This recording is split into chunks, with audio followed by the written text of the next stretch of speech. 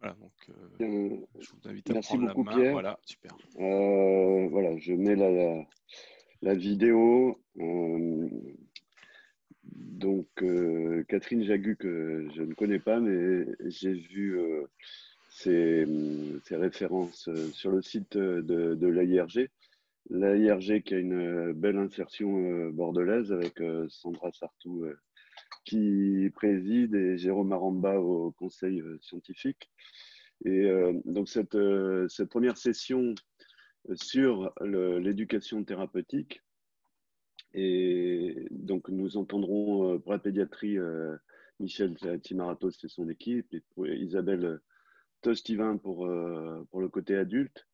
Je voudrais dire que l'éducation thérapeutique a vraiment énormément de sens. Alors à Bordeaux, ce qui a été développé pour les adultes, pardon, je parle de ce que je connais, c'est-à-dire les adultes, c'est l'éducation thérapeutique, notamment en transplantation, avec un programme régional qui a permis d'augmenter très significativement l'accès à la greffe, et notamment en 2019, la dernière année normale dont nous disposions, eh bien 29%, enfin plus de 20% des greffes réalisées à Bordeaux ont été réalisées dans un contexte préemptif, c'est-à-dire des personnes qui ne sont pas passées par la dialyse.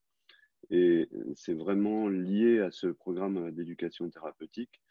Et il est clairement établi que le fait de ne pas passer par la dialyse est bien mieux en termes de qualité de vie. Je pense que personne n'a de doute là-dessus. Mais c'est également bien mieux en termes de survie du greffon. Donc, l'éducation thérapeutique, c'est le patient qui se prend en charge. Je dis toujours aux personnes qui ont une maladie chronique que la dernière personne qui contrôle ce qui se passe, c'est l'intéressé, et que la probabilité de vivre toute une vie sans qu'aucun professionnel de santé ne fasse d'oubli ou d'erreur est très faible. Et donc, il faut que les patients soient responsables d'eux-mêmes, même si ça a un certain prix à payer. Voilà, donc Catherine, si vous voulez dire un mot. Oui, oui, oui, je veux bien dire un mot. Bonjour à tous. Donc, moi, je suis au conseil d'administration de la IRG France. Et c'est vrai qu'au sujet de l'éducation thérapeutique, j'ai pas travaillé, mais j'assiste aux réunions d'éducation thérapeutique que mène Cécile Godot à l'hôpital Necker. Et c'est surtout un travail chez les enfants, bien sûr. Et il y a beaucoup d'exemples par exemple, il y a des éducations thérapeutiques au niveau de la cuisine pour les régimes chez les diabétiques, chez les enfants diabétiques. C'est hyper intéressant. Il y a beaucoup d'idées. Et donc, on a une réunion par mois et c'est très, très apprécié, surtout par les parents, parce que là, on est chez les enfants.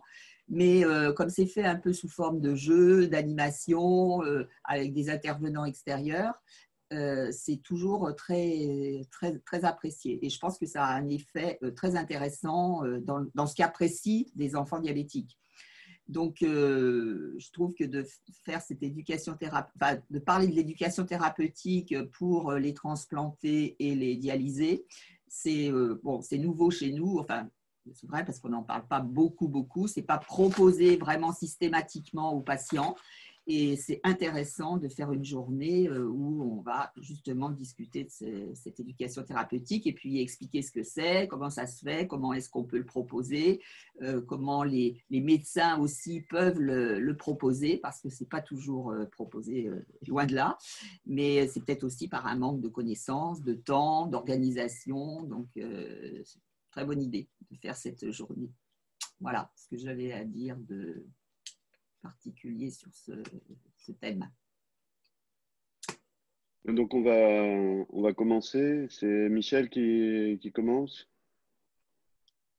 Bonjour à tous. Non, c'est pas moi qui vais commencer. Moi, juste un petit mot pour dire que je suis ravi de pouvoir participer. J'aurais adoré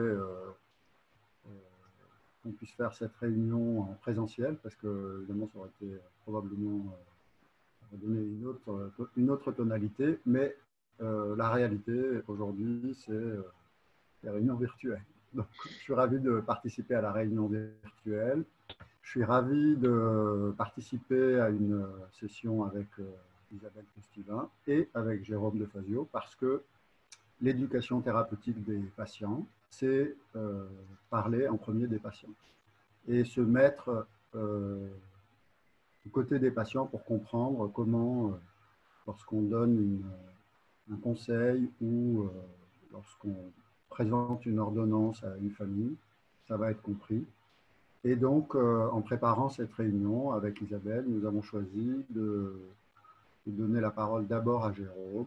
Et Jérôme Defazio, qui est patient expert et qui a derrière lui un long parcours de patient et qui connaît probablement aussi bien que nous, peut-être mieux même, un certain nombre de points qui justifient que l'éducation thérapeutique soit mise en place dans toutes les structures où il y a des patients.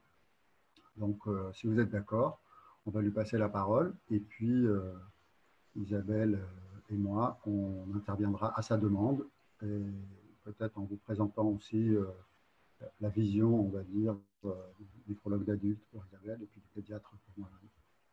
Alors, je me permets d'intervenir avant que vous ne démarriez. On a quelques mains qui se lèvent. Si vous avez des questions, n'hésitez pas à les poser dans le fil de conversation. On y reviendra à la fin des interventions. On va laisser dérouler les différentes interventions. Je vois qu'il y a Emmanuel Arnaud qui a la main levée ou Jean-Marie Bourcard. Donc, n'hésitez pas à poser vos questions. On en prendra note et on y reviendra donc à la fin des interventions. Merci.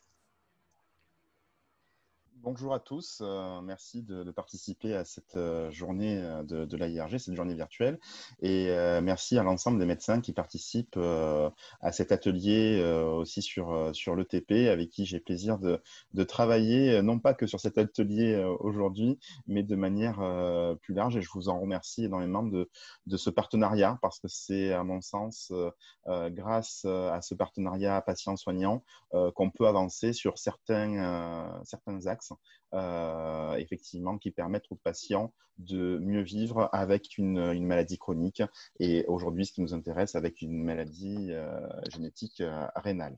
Donc effectivement au niveau des présentations, donc merci à vous Michel Simiratos, vous êtes donc président de la Société de néphrologie pédiatrique pour ceux qui ne vous connaîtraient pas encore, et également chef de service de pédiatrie multidisciplinaire sur l'hôpital de la Timone à Marseille. Donc là c'est le côté chauvin pour moi qui ressort puisque je suis marseillais aussi. Et également, merci à vous, Isabelle Pestivin. Vous êtes néphrologue préventive. Je sais que vous aimez bien le mot préventive aussi, et j'insiste là-dessus également. Et également présidente de l'association LUNE, Lithiase Urinaire Network, donc, qui travaille autour de la prévention et de l'éducation thérapeutique sur la lithiase urinaire et avec qui j'ai plaisir également à collaborer depuis de nombreuses années. Et vous êtes donc sur l'hôpital de la Pitié-Salpêtrière à Paris. Donc, on va faire un match OM-PSG aujourd'hui, pour le coup. Donc, effectivement, l'éducation thérapeutique, pour beaucoup, ça reste quelque chose de relativement abstrait. Et l'objet de ces interventions, c'est aussi de voir les différents points de vue, à la fois des médecins et à la fois des patients. Vous aurez bien évidemment la parole dans le public pour faire part de vos témoignages, pour ceux qui auraient déjà assisté à des ateliers d'éducation thérapeutique, pour enrichir l'ensemble du groupe par vos apports et d'expérience. Et pour commencer, je voudrais vous diffuser une petite vidéo d'une association alors, ça sera, Nicolas, ça sera la slide d'après. Pour le coup, c'est l'association Action Traitement qui a fait cette petite vidéo qui dure 3 minutes et je voulais vous la diffuser pour une meilleure compréhension. L'éducation thérapeutique. Passer à la suite. Merci. Des patients, ETP. Comment apprendre à vivre au mieux avec le VIH ou une autre maladie chronique?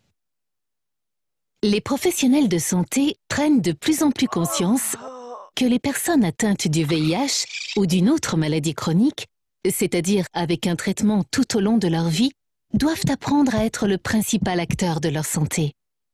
Par exemple, détecter ces premiers signes de malaise, décider et agir pour les éviter, s'organiser au quotidien avec ces traitements. Ainsi, l'éducation thérapeutique des patients, ETP, a été développée. Qu'est-ce que l'ETP? L'ETP est une démarche basée sur la compréhension des besoins et des attentes du patient. En effet, elle vise à aider les patients et ou leurs proches à vivre au mieux leur vie personnelle, professionnelle, sociale avec leur maladie et ses traitements. Comment ça marche? D'abord, un professionnel de santé réalise un diagnostic éducatif pour permettre de convenir et de planifier un programme d'activité éducative personnalisé. Ce programme personnalisé, assimilable à un parcours, peut prendre la forme de séances individuelles et ou d'ateliers collectifs. Les séances individuelles permettent notamment d'apprendre à maîtriser des techniques plus personnelles et de discuter de comment bien prendre ses traitements, en cas de grossesse par exemple. Les ateliers, d'une durée moyenne de 2 heures, sont des temps d'échange entre patients pour apprendre ensemble. Ils sont animés par des professionnels et de plus en plus souvent avec des patients formés à les dispenser. On peut par exemple apprendre à voyager en sécurité, en déterminant comment s'organiser en cas de décalage horaire ou comment se procurer des médicaments en cas de perte. Qui dispense l'ETP? Tout professionnel de santé peut orienter un patient vers des activités éducatives. Mais seuls des professionnels de santé et des acteurs associatifs formés à l'ETP peuvent dispenser de l'ETP en individuel ou animer des ateliers pédagogiques. Et quels sont les bénéfices de l'ETP? L'ETP transforme la relation entre les patients et les professionnels de santé car elle est basée sur la reconnaissance des savoirs des patients construits sur leur propre expérience de vie avec la maladie. L'ETP permet aux professionnels de santé de mieux comprendre comment on vit au quotidien avec une maladie chronique et d'intégrer cette expérience dans leur organisation de soins. Quand avoir recours à l'ETP? L'ETP peut être renouvelé à chaque étape de la vie du patient lorsque sa maladie évolue ou lorsqu'il subit un changement dans sa vie. Grâce à l'ETP, les patients peuvent comprendre leur maladie, reprendre le contrôle de leur vie et surtout reprendre confiance en eux. Voilà, donc on peut passer sur la diapo précédente, Nicolas, si tu le veux bien. J'espère que cette vidéo vous aura permis, pour ceux qui ne connaissaient pas encore le TP, de comprendre le sens de l'éducation thérapeutique du patient. C'est vraiment quelque chose de relativement participatif dans l'échange et dans la co-construction autour d'un échange de savoir, car les patients développent ce qu'on appelle un savoir profane. Donc, ce ne sont pas des connaissances scientifiques, mais bien ça ne remplace pas les connaissances médicales dont nous avons besoin toujours de nos médecins, heureusement, et on ne serait rien sans eux. Par contre, c'est vrai que nous vivons tous au quotidien notre maladie chronique dans notre vie personnelle, donc la vie sociale, la vie professionnelle. Il y a d'énormes répercussions des pathologies chroniques et ça, les patients, justement, font leur propre expérience. J'ai plaisir, entre guillemets, parce que c'est un plaisir, tout somme limitée, à échanger aussi sur les expériences des patients depuis maintenant une vingtaine d'années. Et effectivement, on a des sujets communs, des problématiques communes et de les partager, c'est extrêmement enrichissant puisque souvent il y a des solutions qui ont déjà été élaborées, il suffit simplement de les partager et l'ETP est là pour ça. L'ETP est encadré donc depuis 2009 par la législation. Donc là, je vous ai mis une référence et on partagera également nos présentations à la fin de la journée. Donc vous pourrez récupérer l'ensemble de ces éléments-là. Donc vous pourrez consulter la loi, hein, tout simplement, on ne va pas la détailler, ce n'est pas l'objet aujourd'hui, mais pour ceux qui souhaitent aller plus loin, effectivement, vous verrez cette organisation-là. Et nous allons passer maintenant sur la diapositive qui était après la vidéo, donc pour Nicolas, une deuxième fois. Et donc, en fait, non, c'était mon diaporama toujours. Il me semblait qu'après la vidéo, on enchaînait sur la présentation de Michel. Vous l'aurez dans la présentation. En fait, il y a la définition, parce que je voulais vous donner, et je l'ai, donc pas besoin effectivement de la mettre. Nous avons la définition de l'éducation thérapeutique selon l'Organisation mondiale de la santé. Donc, pour l'éducation thérapeutique en 1996, l'éducation thérapeutique du patient vise à aider les patients à acquérir ou maintenir les compétences dont ils ont besoin pour gérer au mieux leur vie avec une maladie chronique. Elle fait partie intégrante et de façon permanente de la prise en charge du patient. Elle comprend des activités organisées, y compris un soutien psychosocial conçu pour rendre les patients conscients et informés de leur maladie, des soins, de l'organisation et des procédures hospitalières, des comportements liés à la santé et à la maladie.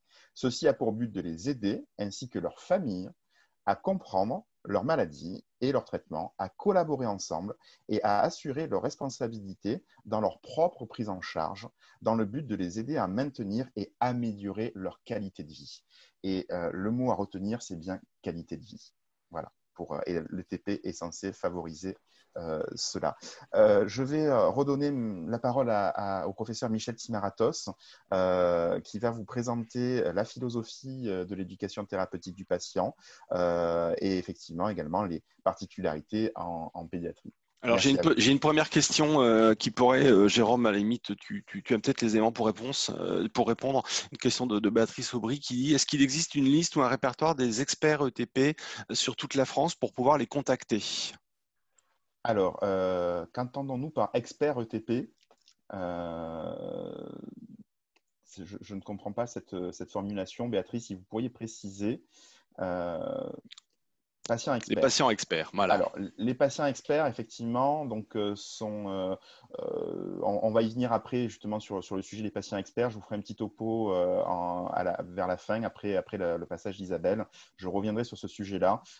C'est un sujet qui est relativement complexe et justement, je vous invite à vous, patients, à agir, à faire part de vos expériences, à accéder à la formation. Mais il n'y a pas besoin, j'allais dire, d'être patient expert pour témoigner aussi dans des ateliers. Donc, on y reviendra chacun à sa place et le tout, c'est d'agir, en fait, tout simplement au service des autres. On peut peut-être ajouter qu'il y a des programmes qui sont reconnus par les différents types d'ARS, enfin dans les différentes régions, des programmes. Tout à fait. Mais je vous donnerai la liste, effectivement, Isabelle, vous faites bien de le souligner. Ça fait partie aussi dans le PowerPoint que je vous présenterai sur la fin, sur une page. On a également, pour ceux qui cherchent un programme d'éducation thérapeutique, une liste de sites internet par région, parce qu'effectivement, ce sont les agences régionales de santé qui valident de manière régionale les programmes d'éducation thérapeutique. Et donc, si vous souhaitez obtenir des renseignements au plus près de chez vous, je vous indiquerai tout à l'heure les sites internet, et ça sera également publié sur le site de l'AIRG.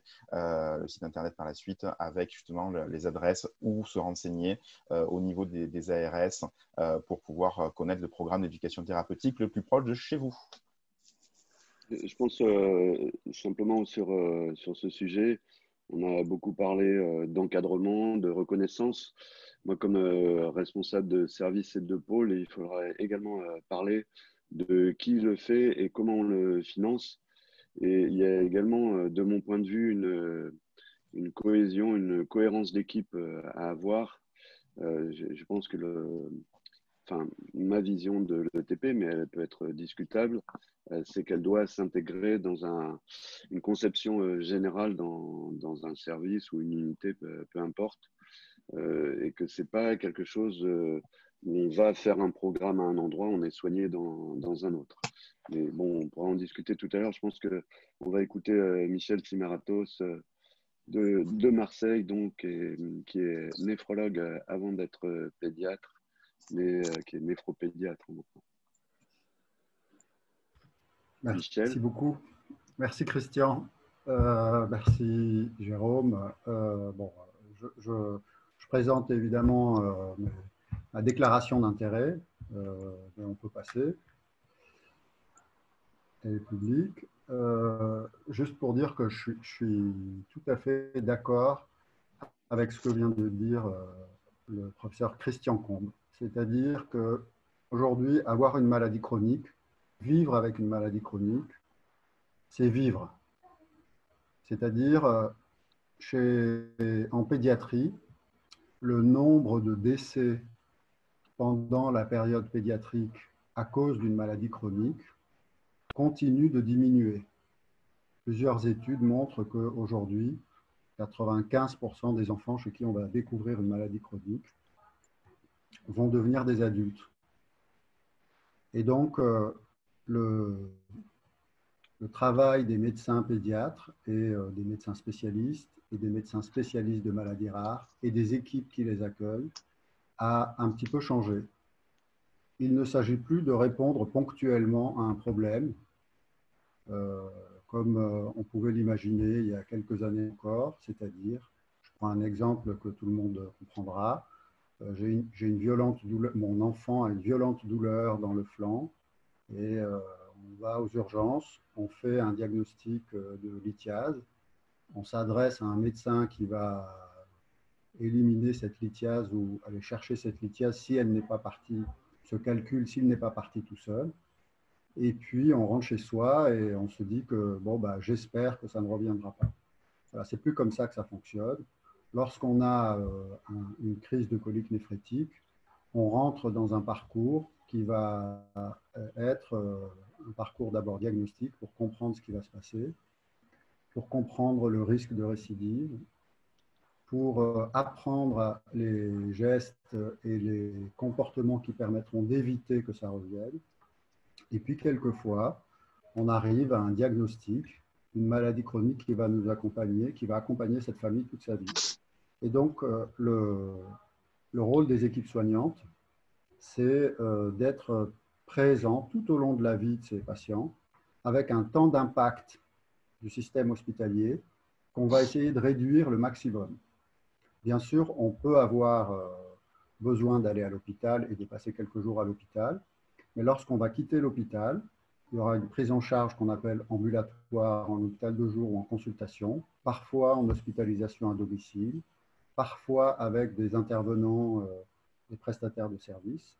Et puis, pour que l'on puisse avoir un parcours qui soit le plus proche possible de celui qui était le parcours, on va dire, programmé de ces enfants, il faudra qu'on donne des informations et que ces informations, elles soient compatibles avec la vie quotidienne de ces enfants. Et donc, l'éducation thérapeutique s'inscrit dans la continuité de cette information de santé qui va arriver dans les familles, chez les parents. Et pour arriver à faire de l'éducation thérapeutique, c'est une idée très ancienne. On sait que lorsqu'on explique bien, lorsque les mots pour expliquer viennent simplement, c'est qu'on arrive à donner un message plus efficace, qui est mieux assimilé, et les actions qui découlent après ces moments d'éducation sont plus pérennes. Et donc, on voit bien qu'il faut inclure les équipes qui vont s'occuper de ces enfants et de ces personnes qui ont une maladie chronique, mais il faut inclure toute l'équipe, c'est-à-dire le pédiatre traitant, le médecin traitant, et s'il faut que les programmes d'éducation thérapeutique soient en général coordonnés par l'équipe hospitalière qui connaît bien la maladie, ces programmes ne doivent pas laisser de côté tous les acteurs qui vont contribuer au parcours de ces enfants.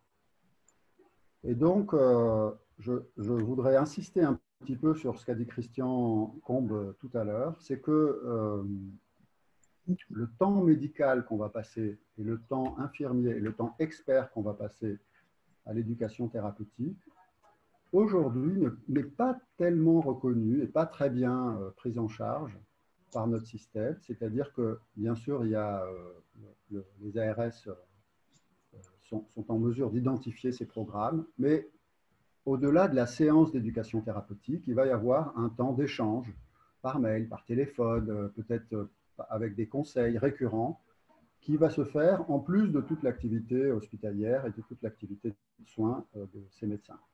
Et donc, la difficulté qu'on peut rencontrer dans certaines spécialités, alors moi je parle surtout pour la néphrologie pédiatrique, mais la difficulté qu'on peut rencontrer pour former et recruter des praticiens compétents dans cette discipline peut peut se répercuter sur le temps qui sera consacré à l'éducation thérapeutique des patients. C'est donc un des éléments auxquels nous devons être vigilants. Et lorsqu'on parle d'éducation thérapeutique, il faut bien comprendre qu'il va y avoir beaucoup d'intervenants. La diapo suivante, s'il vous plaît. Alors, de quoi parle-t-on? On parle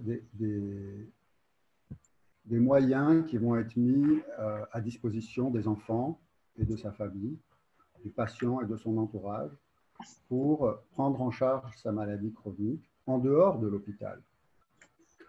C'est ce que l'on va mettre en œuvre pour que lorsqu'il puisse avoir les gestes adaptés à sa maladie chronique. C'est complémentaire à la stratégie thérapeutique et l'objet, c'est d'éduquer, c'est-à-dire d'augmenter et d'améliorer les connaissances du patient pour améliorer sa qualité de vie. Bien sûr, en augmentant les connaissances du patient, on va l'aider à mieux contrôler sa maladie lorsque celle-ci est contrôlable et on va aider à la prévention des complications. Alors, comme tous les systèmes qui amènent une augmentation de la connaissance, il faut l'évaluer. C'est difficile d'évaluer un enseignement lorsque celui-ci repose aussi sur la compréhension de certaines conduites à tenir en dehors du système de soins. Mais vous verrez qu'on peut y arriver puisqu'il y a aujourd'hui un certain nombre de moyens pour bien évaluer si l'enseignement de l'éducation thérapeutique a atteint son but. Pourquoi faire de l'éducation thérapeutique? Je ne vais pas m'attarder très longtemps, puisque Jérôme en a bien parlé. Je voudrais juste attirer votre attention sur le dernier point. Il s'agit de développer l'autogestion et l'auto-évaluation. À l'issue d'un programme d'éducation thérapeutique, un patient qui a amélioré ses connaissances sera probablement plus en mesure de s'auto-évaluer et de savoir à quel moment il y a lieu d'avoir recours au système de soins. C'est un élément très important puisque, comme je vous l'ai dit précédemment, le rôle des équipes soignantes, c'est d'être présent dans le système de soins, mais de réduire l'impact et le temps passé par ces patients qui ont des maladies chroniques dans des structures hospitalières pour privilégier le temps qu'ils vont passer à la maison. La suivante.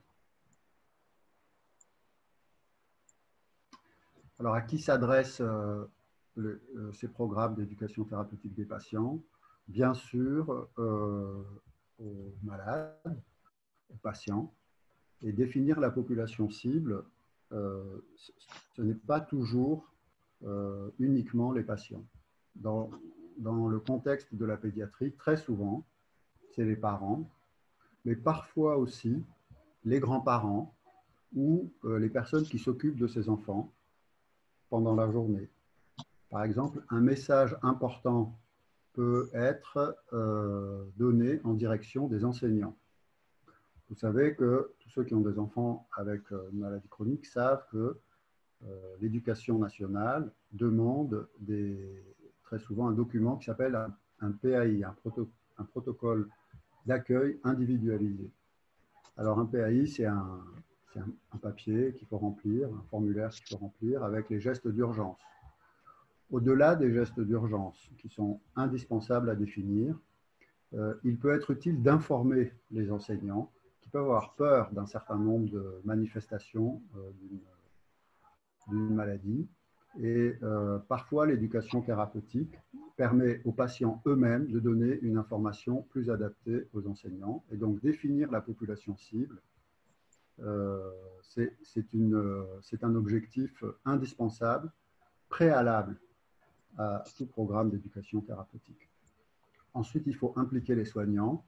On l'a bien dit au cours des diapos précédentes, tous les soignants, pas que les médecins. Il y a bien entendu les infirmières, mais aussi les diététiciennes, les psychologues, les éducatrices, qui vont devoir répondre à un moment donné de ce parcours de santé des enfants aux questions des parents et parfois aux questions des enfants aussi. Et enfin, évaluer l'impact de l'éducation thérapeutique, nous l'avons dit, auprès des patients, mais aussi auprès des soignants. Avoir participé à un programme d'éducation thérapeutique, c'est aussi transformer et modifier un peu la posture des soignants qui vont revoir ces enfants. Et lorsque ce sont des maladies qui ne sont pas très fréquentes, eh bien même les soignants ne les voient pas très souvent.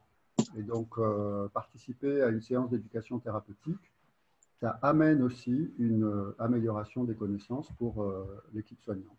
La suivante. Alors, comment faire? Comment s'organise une séance d'éducation thérapeutique?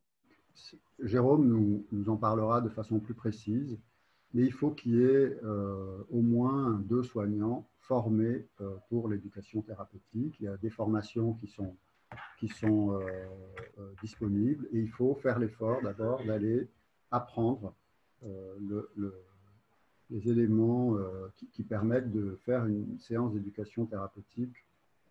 On va vous en parler un petit peu tout à l'heure. Il y a un lieu et du matériel pédagogique. Bien sûr, ça peut être à l'hôpital, mais ça peut aussi être en dehors de l'hôpital. Le plus important, c'est que ce lieu soit bien identifié et qu'on puisse y passer 2 heures ou 3 heures pour faire un atelier et qu'on ait accès à du matériel. Ce n'est pas seulement un vidéoprojecteur et un ordinateur. Parfois, on peut avoir des magazines, des éléments papier ou tout autre matériel pédagogique qui peut permettre de diffuser la bonne information au bon moment. Le lieu, c'est très important aussi parce qu'il faut que ce soit des lieux calmes dans lesquels qui doivent être adaptés au public. Quand on reçoit des enfants, par exemple, en éducation thérapeutique, bon, ben, l'amphithéâtre, ce n'est pas le lieu le plus adapté. Une pièce avec des tables et des tables basses est parfois plus adaptée, souvent même plus adaptée pour une séance d'éducation thérapeutique avec des enfants lorsqu'ils sont en bas âge. Il faut que le programme soit simple et lisible par tous, que ce soit ceux qui vont participer ou ceux qui vont l'animer. Et il est indispensable d'avoir un diagnostic préalable et une évaluation dont nous avons déjà parlé. Le diagnostic préalable, c'est ce qu'on pourrait appeler un pré-test. C'est-à-dire, avant de faire la séance d'éducation thérapeutique, on va poser un certain nombre de questions pour savoir quel était le niveau de connaissance des participants. Et on évaluera, peut-être avec les mêmes questions, le niveau de connaissance après. Et enfin, il faut communiquer intelligemment. Pas besoin de m'étendre là-dessus, il suffit de repenser à la vidéo que nous a montré Jérôme. Ça, c'est une communication intelligente à haute valeur ajoutée. La suivante. Alors, si on prend le thème de la lithiase, par exemple, vous voyez qu'il y a un certain nombre de points qu'on peut retrouver sur Internet avec des journées d'information, un PNDS, une RCP, une thèse qui a été faite sur l'éducation thérapeutique en 2011. Mais en soi, tous ces éléments ne permettent pas de dire, bah, OK, il y a de l'éducation thérapeutique. C'est avec ces éléments qu'on va construire les séances d'éducation thérapeutique en s'appuyant sur la compétence notamment des patients experts comme Jérôme et des associations comme l'AIRG ou l'association Lune d'Isabelle. La suivante. Alors, comment on évalue ensuite l'efficacité d'un programme d'éducation thérapeutique? Alors là, je vous ai mis un travail qui a fait l'objet d'une thèse qui a consisté à évaluer l'efficacité d'un programme d'éducation thérapeutique dans le psoriasis. Le psoriasis, c'est une maladie chronique, systémique, qui concerne énormément de gens et qui a une dimension d'inflammation qui est une dimension biologique et une interface qui est la peau qui met ces patients parfois en difficulté devant le regard des autres et parfois devant leur propre regard.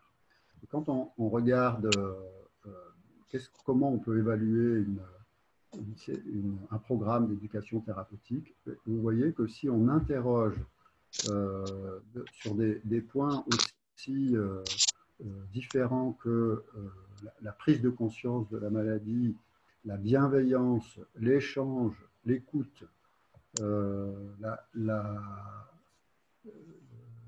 souffrance ou le courage, eh bien, les patients répondent de façon très significative. Et vous voyez que les points qui ressortaient dans ce travail de thèse qu'a fait une interne en dermato, c'était l'échange et l'écoute, comme point positif, en plus de l'apprentissage. Et les points négatifs qui étaient parfois rapportés, c'était qu'ils se sentaient parfois un peu seuls après la séance d'éducation thérapeutique. Vous voyez, il y en a 9,5% qui ont dit qu'il y a contrairement à ce qu'on pourrait penser, à l'issue du programme d'éducation thérapeutique, il n'était pas autonome dans cette maladie. Et donc, c'est un message très important parce que ça permet probablement de programmer des suites à ces programmes d'éducation thérapeutique pour dire peut-être qu'il faut le refaire dans un an ou en tout cas revoir comment on a impacté sur la maladie chronique. La suivante.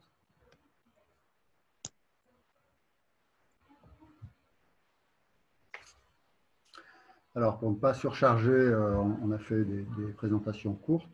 Et je vais conclure en disant qu'il faut que l'éducation thérapeutique des patients fasse partie intégrante de la prise en charge pour agir sur la qualité de vie.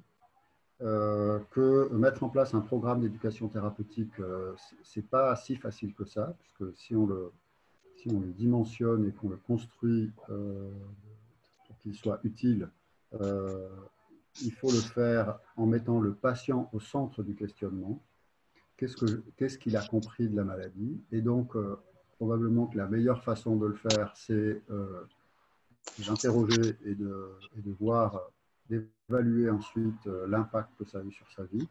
Et puis, si aujourd'hui on parle de programme et de séances, probablement que l'avenir, c'est la mesure continue de l'impact de l'éducation thérapeutique sur la sévérité clinique et la qualité de vie qui en découle.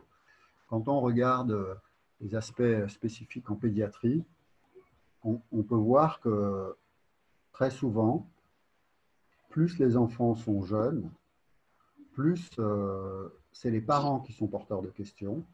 Et lorsqu'on arrive au moment de la puberté, les questions des enfants eux-mêmes et des adolescents sont sensiblement différentes de celles de leurs parents.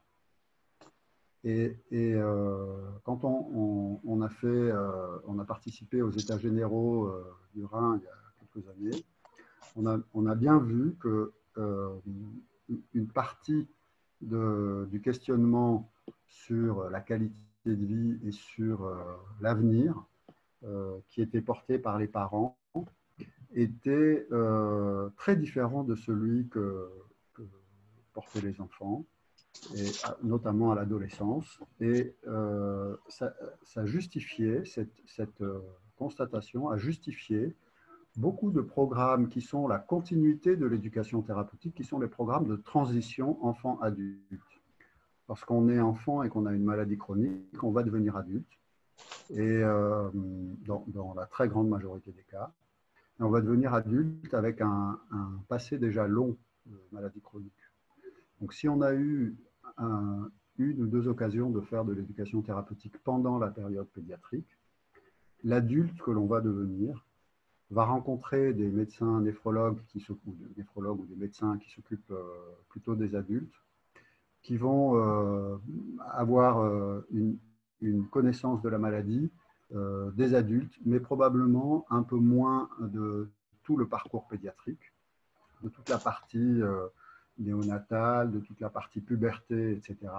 Et ces programmes de transition ont pour objectif de permettre la meilleure prise en charge possible, y compris pendant l'âge adulte, de ces maladies chroniques qui ont commencé pendant la période pédiatrique. L'éducation thérapeutique des patients chez les enfants est la première étape de la transition réussie entre l'adolescence et l'âge adulte.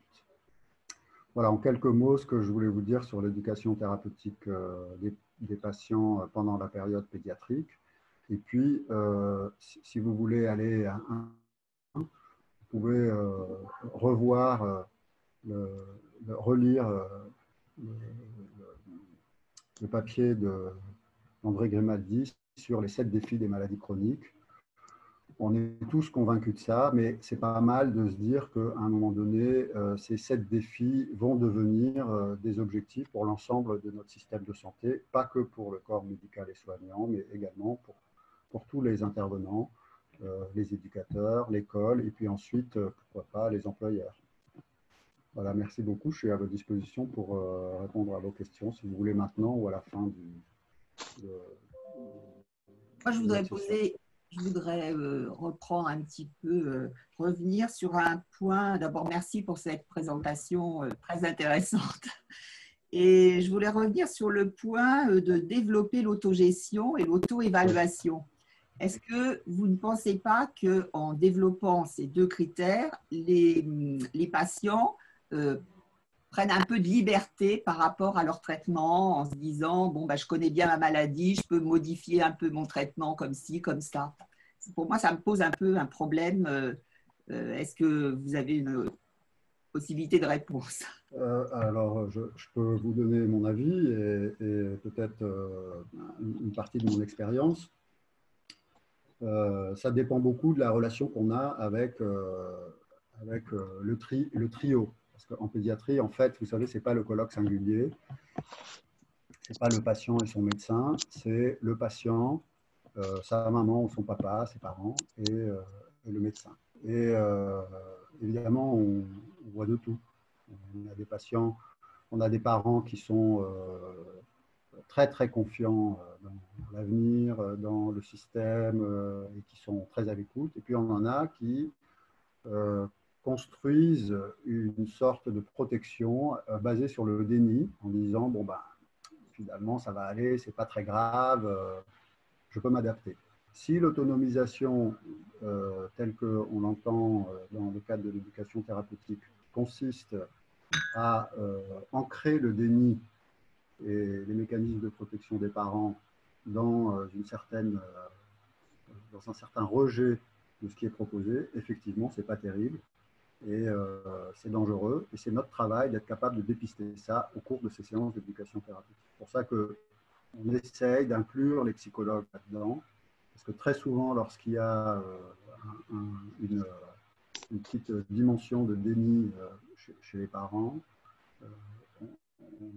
on arrive au bout d'une séance ou 2 séances à leur faire passer le message que l'autonomie, c'est intéressant si ce n'est pas hasardeux et si ça n'entraîne pas plus de complications. Je vais vous prendre un exemple précis. Si l'hyperhydratation qu'on peut proposer dans certaines maladies avec des calculs est difficile à accepter,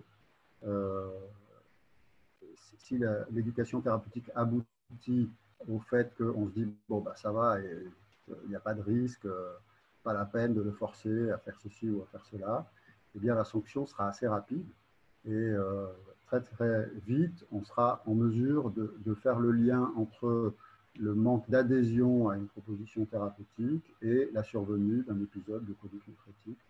Et donc en général, dans mon expérience, on a quand même une écoute assez importante des parents. Le problème est un peu différent chez les adolescents qui utilisent la maladie et l'adhésion au traitement et un peu l'indépendance pour faire leur crise d'ado.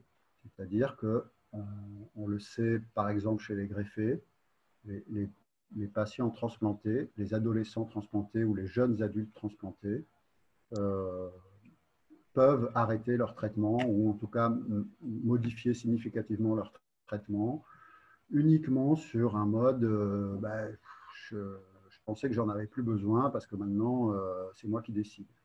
Eh bien la sanction est assez rapide en général et c'est la maladie qui se rappelle aux patients et notre travail dans le cadre de l'éducation thérapeutique, c'est de leur donner cette information de la façon la plus intelligible possible. Si c'est une information qui est donnée sur le mode éducatif, c'est comme ça parce que c'est moi qui le dis et tu es obligé de faire comme ça. Effectivement, souvent, ça ne marche pas.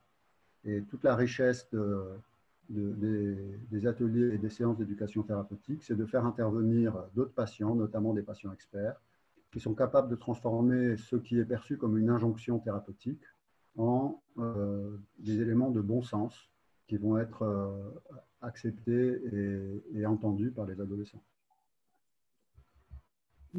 Oui, parce que le problème, il est aussi chez les adultes. Hein, et il y a un risque que, par exemple, l'adulte modifie son traitement en se disant, bah voilà, je peux me gérer moi-même.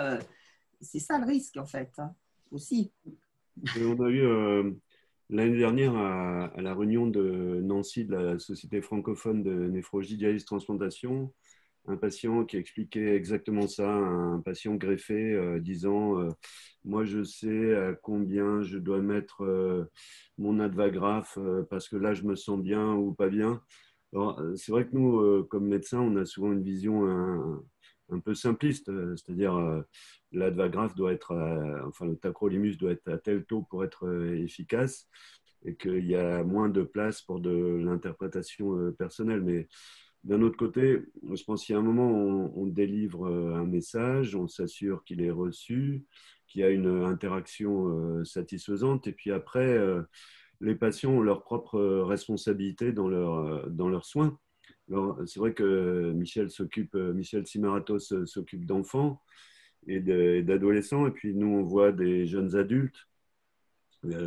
Et comme néphrologue d'adulte, souvent en hospitalisation au moins, on voit les personnes qui ont eu une rupture dans leur traitement. Je pense en particulier aux diabétiques, par exemple, hein, les diabétiques de type 1 qui commencent la dialyse avant l'âge de 40 ans, ils ont tous eu un moment où ils ont une rupture.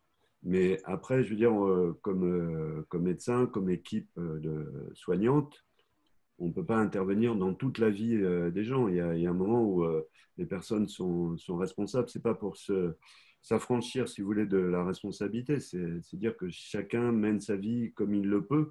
Et ce n'est pas forcément évident. Moi, je n'ai absolument aucun jugement sur des jeunes de 17-18 ans auxquels on explique qu'il faut bien faire l'insuline à telle et telle heure avec les glycémies, etc. Simplement, nous, on constate et puis après, on essaye de faire au mieux. Mais je pense que l'éducation thérapeutique, c'est aussi un discours de responsabilisation des patients. Responsabilisation ne veut pas dire culpabilité, personne n'est coupable d'être malade, mais simplement de dire c'est ma maladie, c'est à moi de m'en occuper d'abord, et après qu'il y ait des progrès sensibles à faire, certainement, quand on sait que une des premières causes de rejet de greffe, c'est les interruptions de traitement, que ce soit chez les enfants ou chez les adultes.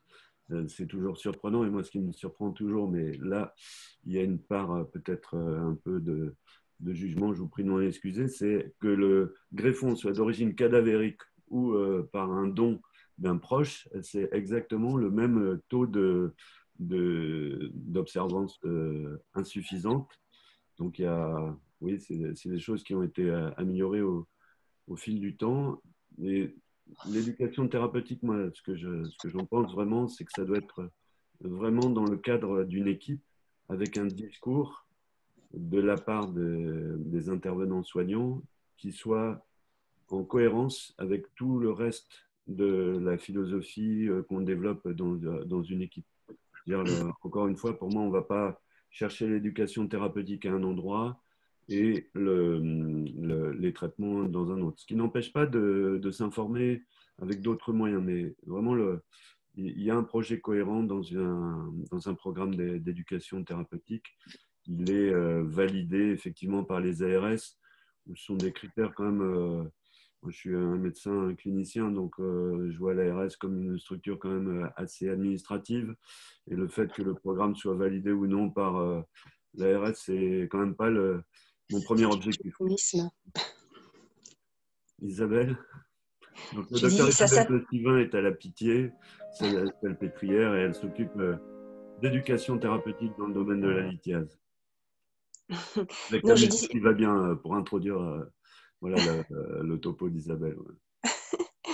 Je voulais dire surtout, je suis d'accord avec toi, Christian, par rapport au fait de ne pas faire du kétonisme, comme on dit, c'est-à-dire, vous savez, ça veut dire le jeton en anglais, c'est-à-dire on va faire une pastille ETP approved par la RS, et puis en fait, c'est pas incarné. Je suis tout à fait d'accord avec avec vous tous, mes chers collègues, qui êtes si généreux pour offrir votre temps bénévolement à cette magnifique association qu'est l'AIRG. Effectivement, il ne faut pas que ce soit trop non plus administratif. Et je suis d'accord qu'il faut que ce soit une philosophie. C'est-à-dire, pour moi, la médecine, c'est approcher les chiffres et les êtres. Et être médecin, pour moi, c'est faire à l'autre son bien, pas le mien que je vais prescrire. Et c'est le croisement, l'intersection des objectifs du patient, améliorer sa qualité de vie, et du médecin, faire en sorte de minimiser les risques, de développer des complications. C'est l'encourager, puisqu'on fait PM et OM et PSG, c'est être supporter. Et à plusieurs, franchement, on est meilleur. On est vraiment meilleur pour aller dans un sens, mais encore faut-il qu'on soit avec la personne concernée par la maladie chronique, qui va vivre dans sa vie des hauts et des bas, les hauts et les bas de la montagne russe. En réalité, la vie, hein, c'est pas l'encéphalogramme plat, c'est des hauts et des bas, justement. Donc, à plusieurs, on est meilleur, faites aux autres leur bien, et surtout, si possible, ne leur faites pas leur mal à eux. Et manque de chance, j'allais dire, dans l'histoire de l'ETP, la médecine était très patriarcale, c'est-à-dire je prescris et vous faites, et point final. Et on n'en discute pas, il n'y avait même pas forcément l'espace de parole. Et du coup, en pratique, l'ETP a été un petit peu, elle a été au départ, elle a infiltré les hôpitaux pour essayer de lever l'échec de l'observance thérapeutique, c'est-à-dire l'échec du médecin. Comment ça, je prescris quelque chose et le patient ne suit pas ce que moi, médecin, je donne.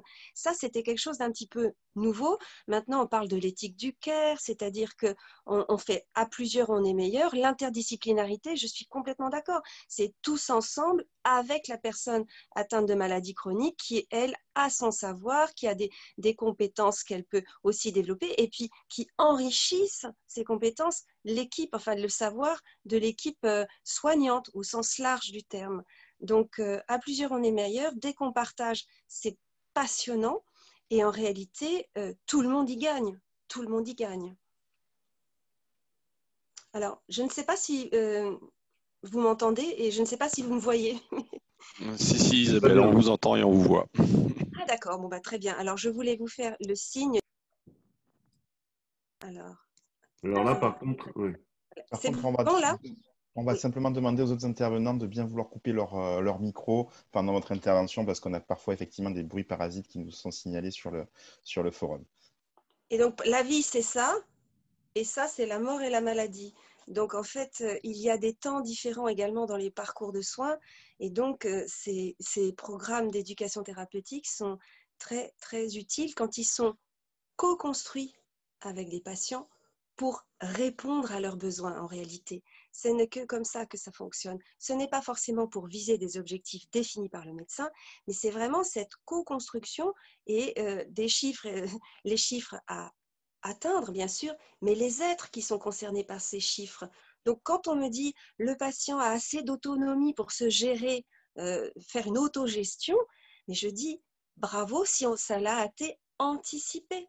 On peut moduler la réponse thérapeutique hors greffe. Moi, je parle quand c'est comme ça qu'on module d'ailleurs pour l'éducation thérapeutique pour les patients diabétiques. On leur apprend à réguler leur dose.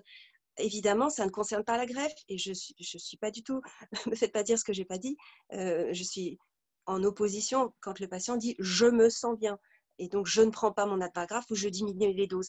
Ceci étant, ça m'intéresse de savoir pourquoi il veut diminuer les doses et donc minimiser le poids de la réponse thérapeutique à la maladie chronique, alléger le fardeau. C'est ça aussi que c'est ce à quoi ça sert l'éducation thérapeutique.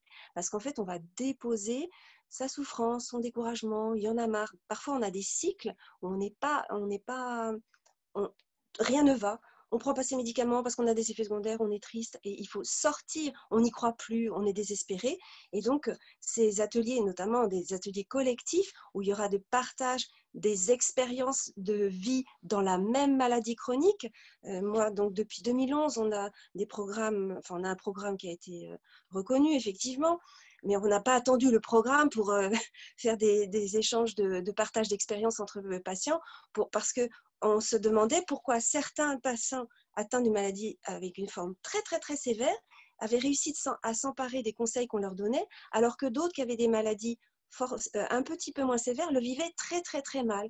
Et donc on a eu des témoignages. Alors, moi je pensais qu'ils étaient très très très malades, mais en fait quand j'ai vu, mais finalement, vous voyez, quand on mélange des personnes qui sont à des temps différents de la maladie et à des temps différents de l'intégration des conseils thérapeutiques et l'application, la mise en place des mesures, eh bien ça change tout. Quand vous avez fait 100 coliques néphrétiques à l'âge de 50 ans, et que vous voyez que en réalité la personne à côté de vous est en train de fêter la 3e année sans calcul alors qu'elle en avait fait 120, là vous dites ok, c'est possible, ça ouvre de l'espoir.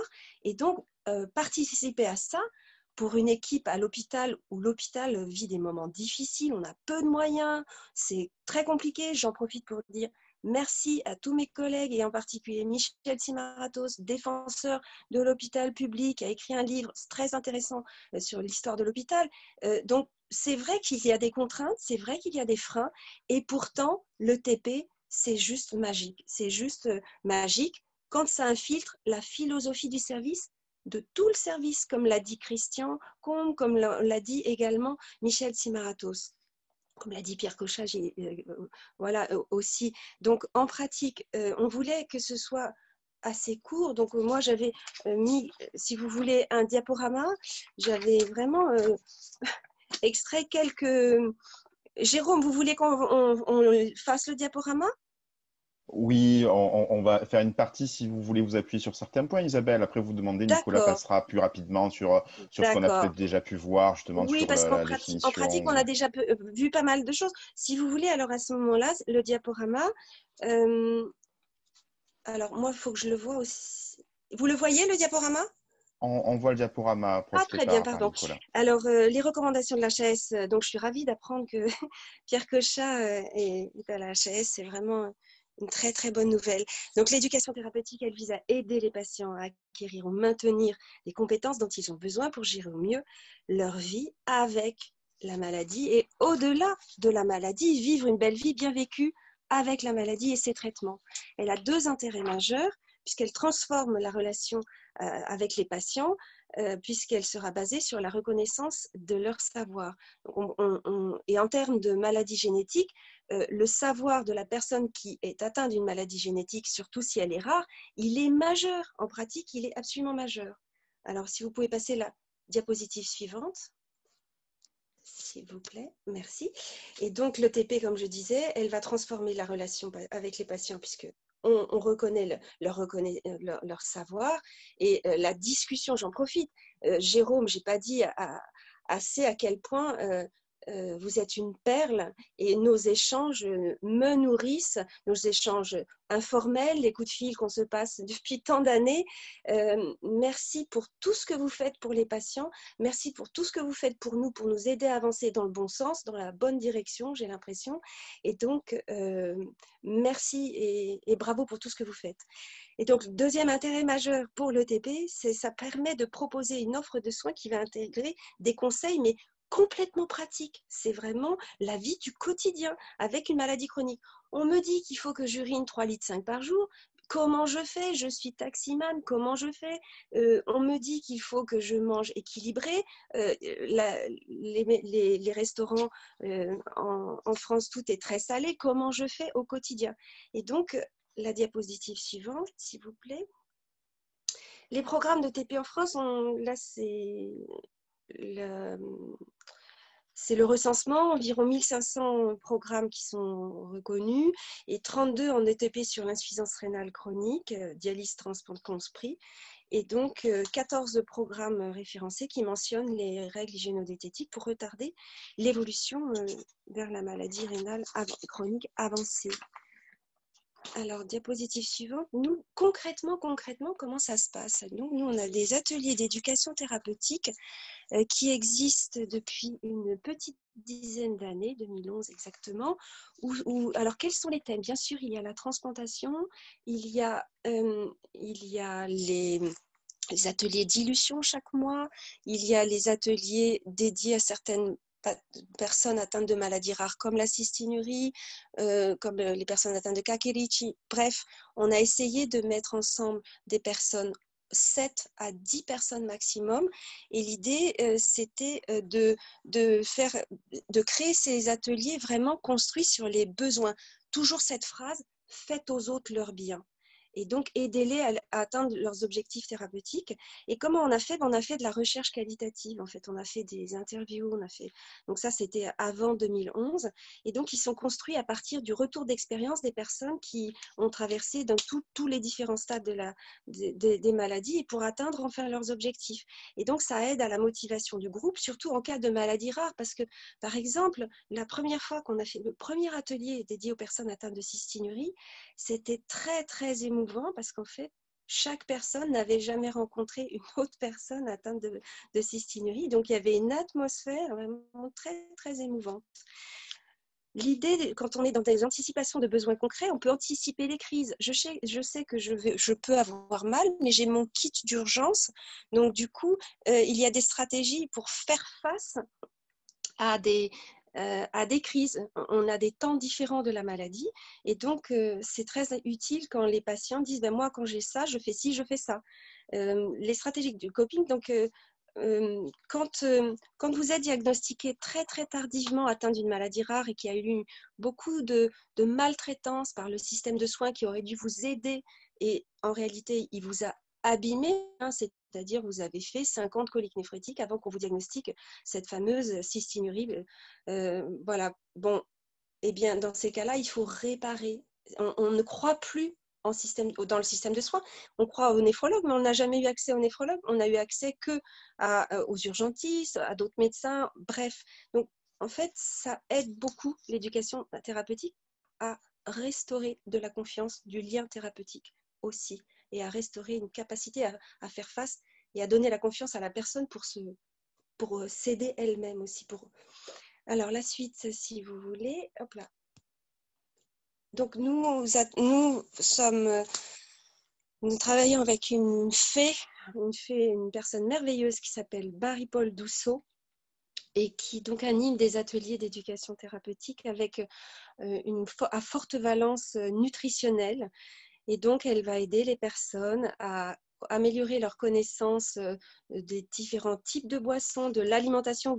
Michel, tu parlais de références ou d'outils. Nous avons des fromages factices, nous avons des légumes factices, les quantités, c'est très intéressant avec les assiettes différentes. On est dans le pratico-pratique. Hein. La diapositive suivante, s'il vous plaît. Et donc, nous, quand je vous dis à plusieurs, on est meilleur, c'est pas seulement médecin, infirmier, diététicien, patient, mais ça va être aussi psychologue. On a eu la chance de travailler pendant une dizaine d'années avec des psychologues auprès de ces personnes atteintes de maladies particulièrement douloureuses avec un retentissement psychique majeur. Et du coup, l'interdisciplinarité qui est centrée par le patient, ce n'est pas le patient qui va voir tel ou tel médecin ou tel référent, qui soit psychologue, coach sportif ou je ne sais quoi, mais c'est vraiment le même jour, le patient peut voir plusieurs personnes. Et donc, tout le monde progresse dans ses connaissances. La relation entre les professionnels de santé, eh bien, je peux vous dire, ça soude une équipe. Hein. Quand vous avez un programme qui fonctionne, c'est vraiment utile. Et donc, ça améliore l'efficacité à la fois diagnostique et thérapeutique. Alors, la suivante, c'est encore une photo de Marie-Paul avec toutes nos explications. On peut passer celle d'après. C'est quoi une équipe interdisciplinaire? Eh bien, vous voyez, ça va du rhumatologue à la biochimiste qui regarde les cristaux, au cadre de santé, à l'infirmière, au psychosomaticien. Pourquoi, quand on a une maladie génétique, c'est tel jour et telle heure ou tel moment que ça nous empoisonne la vie, alors que 2 jours avant, ça allait, et puis les 6 mois d'après, ça ira.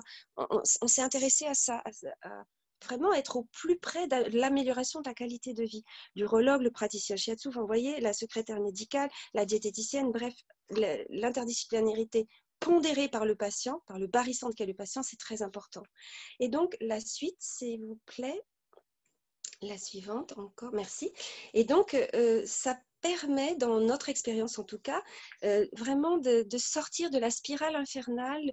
J'ai mal, je n'y arrive pas, je n'y arriverai jamais, j'y crois plus, je laisse tomber, je récidive, il n'y a rien qui marche sur moi, on me culpabilise, c'est le médecin qui m'envoie parce que j'arrive pas, je suis pas assez, je suis pas motivée. Et donc, l'approche psychosomatique de l'école de Jean Marty nous a aussi beaucoup aidé pour trouver des solutions. Alors, on va, la suivante, s'il vous plaît. On va analyser pourquoi c'est dur. C'est quoi ce qui est dur? C'est quoi la difficulté? Pourquoi est-ce qu'on n'y arrive pas? Et donc, il y a différents temps, il y a différents moments, comme diraient les Chinois, dans les affections chroniques. On peut avoir des phases de déni, de rejet, de lutte. Et en fait, quand on accepte la pathologie, la maladie chronique, il y a aussi la diagnostic de l'annonce. Enfin, l'annonce du diagnostic, c'est un temps majeur aussi qui va vraiment poser les fondations de la suite de la prise en charge. Eh bien, on peut aussi être résigné ou bien on peut être aussi motivé parce qu'avec la pathologie, avec la maladie, la personne pourra vivre, on l'espère, on fera tout pour, une belle vie bien vécue. Et donc, redonner de l'espoir, c'est très important, la notion de déclic. Et pour les soignants, je pense que c'est intéressant de connaître, et pour tous, les patients également, la notion de ces temps physiologiques. Je veux le faire, je sais ce qu'il faut faire, je n'arrive pas à le faire. Il y a la notion des 1000 jours pour changer une habitude. Il y a tenir dans la durée ses efforts au quotidien, alors qu'il y a les montagnes russes de la vie. Vous avez le calcul du chagrin d'amour, vous avez le calcul du licenciement, par exemple, parce qu'on va être déstabilisé de manière majeure. Et puis, au-delà des rechutes, toujours, chaque rechute, on va dire, c'est comme pour le tabac, on arrivera à son objectif final. Et donc, espacer les rechutes, en l'occurrence, là, c'était pour les coliques néphrétiques, et puis les arrêter. Et nous, on fête, comme je vous dis, les journées sans calcul et les années sans calcul. Et donc, les outils concrets, pour finir, ce sera ma dernière diapositive. Oui. Les outils concrets, donc c'est les échanges, on va dire, ludiques en groupe. Le temps, on a parlé de 2-3 heures, c'est très, très important. Alors, je vous ai mis les bocaux-urines, les cristalluries, un seul objectif à la fois. C'est très intéressant de déterminer ensemble, soignant-patient, quels vont être les prochains objectifs. Les cahiers d'automesure, tout ce qui est outils qui permet de s'auto-évaluer, c'est très intéressant. Et pour les personnes atteintes de maladies rares, il y a un effet majeur, mais ce n'est pas à vous, association AIRG, que je vais le dire, de la mise en commun des savoirs et puis des échanges entre personnes atteintes de même maladie qui ont vécu parfois un parcours du combattant pour arriver jusqu'au diagnostic, juste au centre d'excellence ou de prise en charge du centre de maladies rares. Et puis, pour les soignants et même pour les patients, je pense que c'est très utile de se réjouir des tout petits pas quand ils sont faits sur la bonne voie et qu'ils avancent, qui permettent d'avancer dans la bonne direction. J'avais pour finir un petit témoignage qui nous avait beaucoup touché toute l'équipe. Ce sera la dernière diapositive. Cher docteur Tostive, voici mon compte-rendu de l'atelier pour les patients atteints de cystinurie. Cette jeune femme est atteinte donc cette maladie génétique depuis l'âge de 14 ans. Elle en a 19 au moment de son témoignage. Qu'est-ce que ça a apporté? Alors, l'atelier m'a apporté de nombreuses astuces pour vivre mon quotidien avec la cystinurie. Un des patients suggérait de disposer de bouteilles d'eau d'un peu partout dans la maison. Cette astuce permet à la fois de penser à boire, mais surtout ne pas avoir d'excuses pour ne pas boire. De plus, plusieurs patients atteints utilisaient des compléments alimentaires. Je me suis dit qu'en période de stress, j'allais moduler, où la formation des calculs est propice, alors pourquoi pas ne pas avoir recours à cette méthode? Pourquoi ça m'a fait du bien? Eh bien, ça m'a également permis de dédramatiser la, entre guillemets, maladie. Je n'étais pas la seule et certainement pas la pire. De plus, j'ai été remotivée. J'ai feuilleté des ouvrages relatifs au régime acido-basique, mais également commencé à mesurer mon pH. Et voilà, ça redonne l'espoir. Et pourquoi je le conseille aux autres? Eh bien, je conseille cet atelier puisqu'il permet d'échanger avec d'autres patients, des astuces dont on ne passe assez forcément. auquel on ne pense pas. Et notre groupe était très dynamique, reflétant tous les âges, ce qui nous permet d'avoir plus de recul et d'expérience de certains. On se sent moins seul face à une maladie rare qui n'est même pas connue de la plupart des médecins, pharmaciens, etc. Et face à des professionnels qui connaissent, on peut poser toutes les questions. On s'autorise à poser même les questions qu'on n'osait pas. Et donc, même si j'ai de la chance d'avoir une sœur diététicienne qui pourrait répondre. Merci à vous tous. Donc, merci aux infirmières et je pense à refaire cet atelier tous les ans si c'était possible. Et donc, on a transformé le partage d'expérience avec la journée cystinurie. Et merci encore à Michel et Jérôme et à l'AIRG de l'avoir, on va dire, co-organisé. Je vous remercie pour votre attention et je suis disponible pour vos questions. Merci Isabelle. Alors, on a une question concernant les médecins généralistes et les pharmaciens dans le dispositif. Alors, moi, je suis pour créer des liens. Donc, ils jouent un rôle majeur, les pharmaciens et les généralistes. C'est plus facile avec les pharmaciens peut-être qu'avec les généralistes qui sont un petit peu isolés, même si c'est de moins en moins le cas, dans leur cabinet. Donc, on leur envoie les comptes rendus de ces ateliers, on les en informe, mais je pense que le métier de généraliste, en tout cas là où j'exerce en Île-de-France, c'est un désert médical et c'est compliqué. Donc, lui demander plus aux généralistes, pour l'instant, c'est compliqué parce que de nombreux partent à la retraite ne sont pas remplacés. Donc, pour l'instant, ils n'ont pas vraiment la place, entre guillemets, dans ce parcours de soins autre que d'être... ils savent qu'ils peuvent nous les adresser, les patients, et on leur adresse les comptes rendus. Mais il n'y a pas de réelle co-construction pour l'instant. Alors, je dis ça et en même temps, je viens d'être approchée par les staffs Sainte-Camille. Donc, on est en train... ça démarre, c'est tout petit, en fait. On est au début d'une collaboration, plus exactement.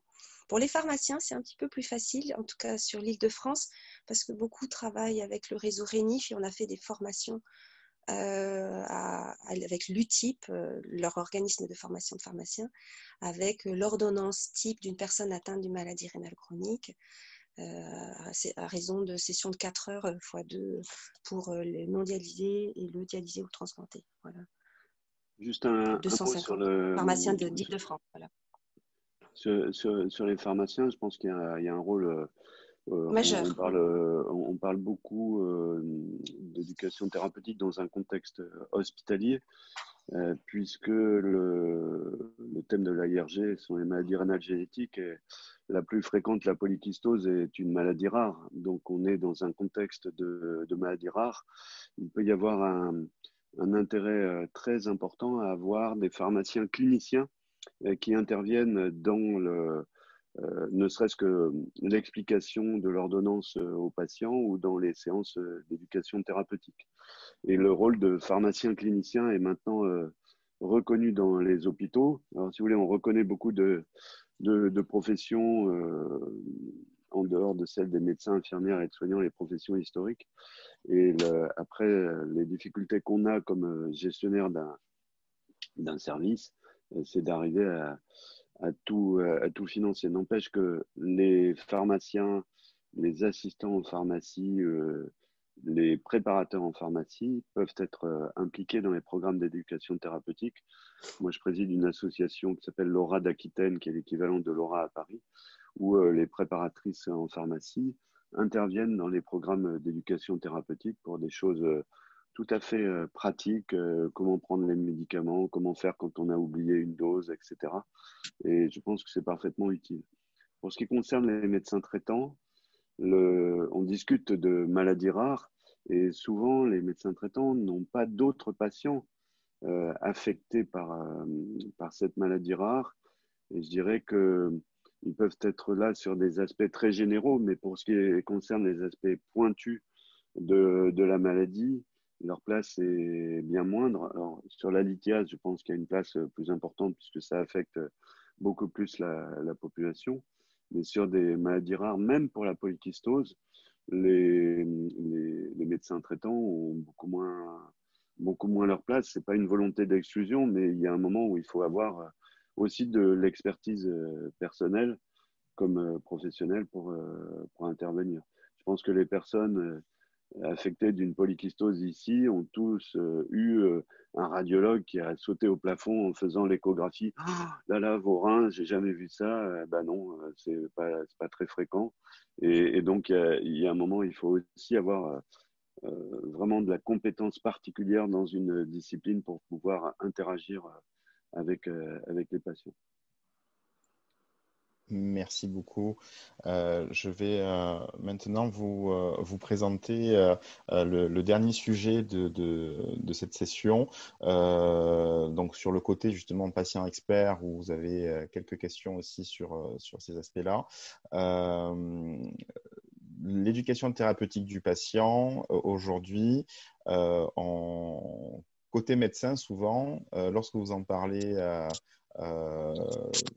dans les généralistes, ou d'autres, même certains spécialistes, pensent que c'est purement médical. Voilà, c'est-à-dire c'est de la médecine, alors que non, l'éducation thérapeutique du patient, ce n'est pas que ça. Il y a une partie, mais j'allais dire, l'éducation thérapeutique ne remplace pas les consultations avec les différents professionnels de santé, puisqu'en fait, chacun est suivi de manière individualisée avec un parcours de soins.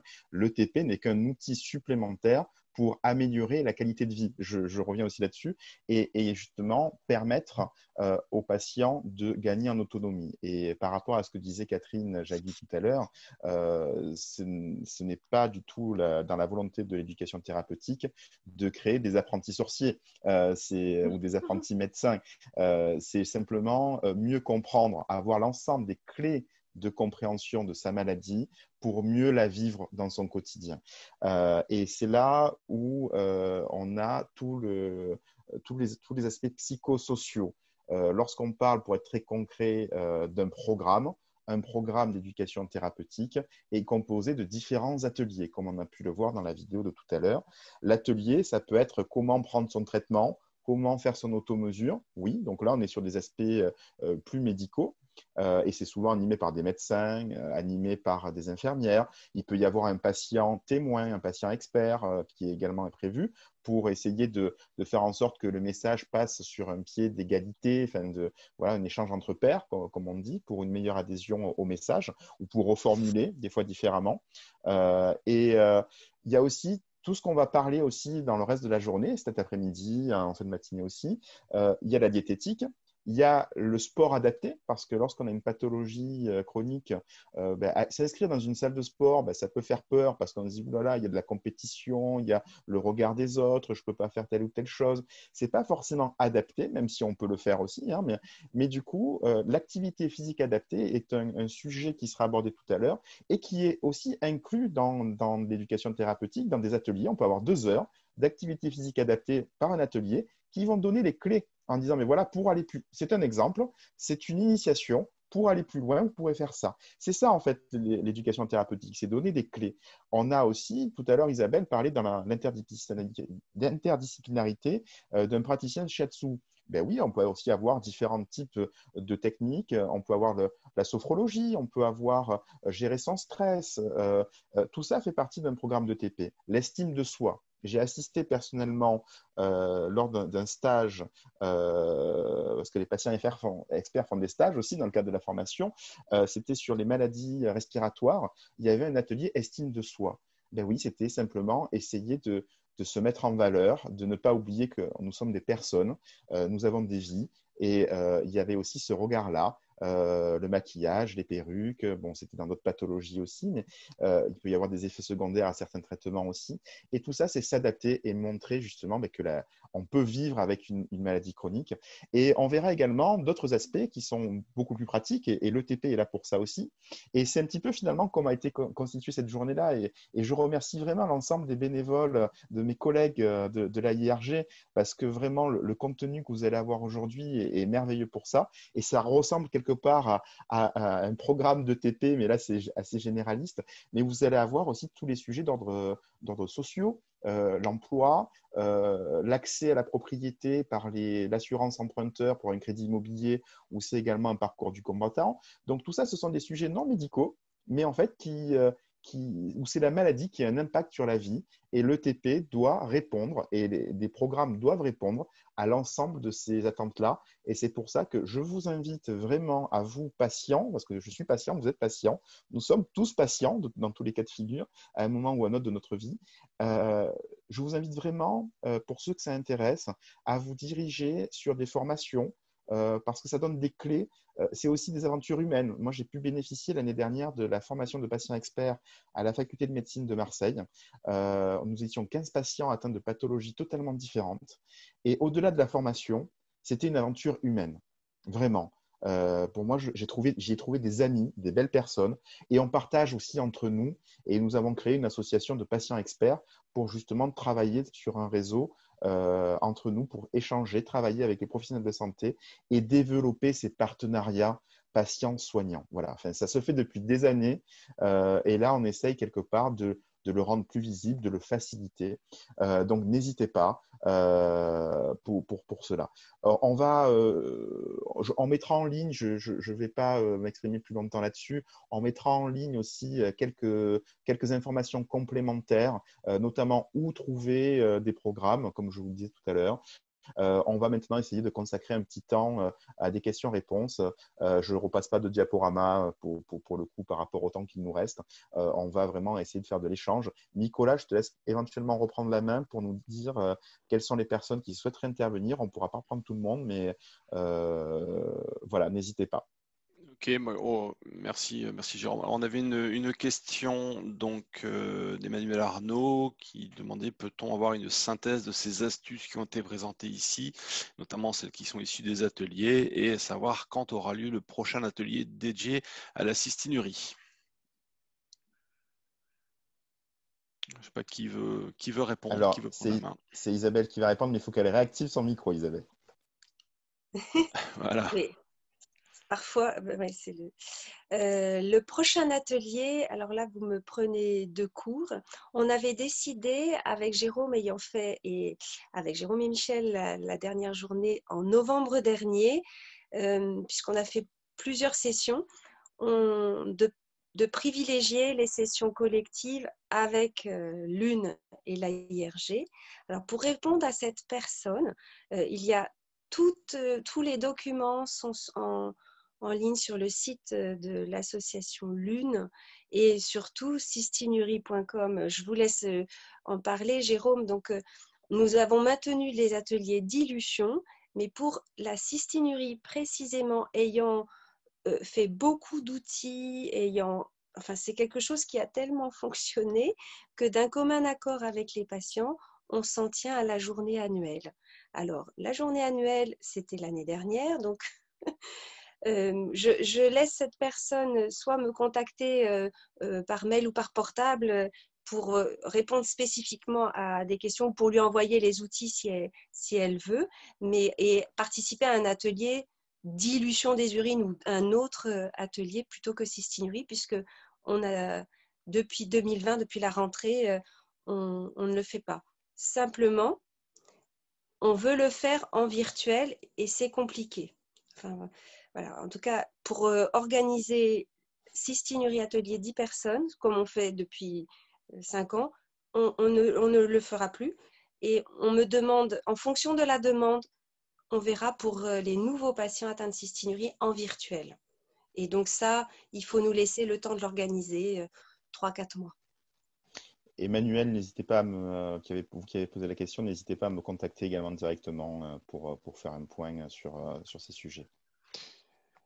Alors, merci. Est-ce qu'on a des personnes, des spectateurs, comme on les appelle sur ce webinaire, qui souhaitent intervenir, qui souhaitent prendre la parole, voire même carrément être en vidéo s'ils le souhaitent? Est-ce que vous souhaitez intervenir ou partager une de vos expériences? N'hésitez pas. Jérôme vous a partagé son adresse mail pour pouvoir lui soumettre vos questions. Ouais, on revient beaucoup sur des commentaires entre la médecine de ville et les pharmacies de ville avec les soignants. Plusieurs interactions et commentaires sur le sujet. Quelqu'un souhaiterait-il témoigner éventuellement, justement, de quelqu'un qui aurait participé à un programme d'éducation thérapeutique, souhaiterait témoigner peut-être et partager son expérience avec le groupe, éventuellement?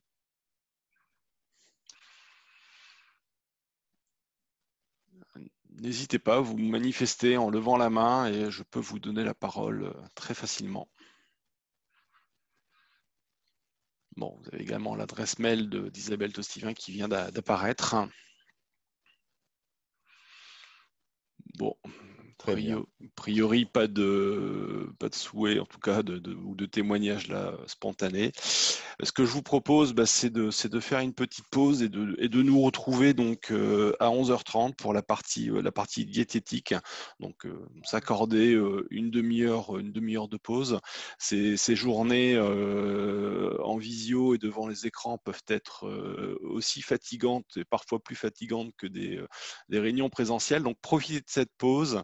Allez prendre l'air. Je ne sais pas si chez vous il fait beau, en tout cas ici sur l'île il fait un temps magnifique. Donc on se donne une demi-heure et puis on se retrouve précisément donc à 11h30 au même endroit.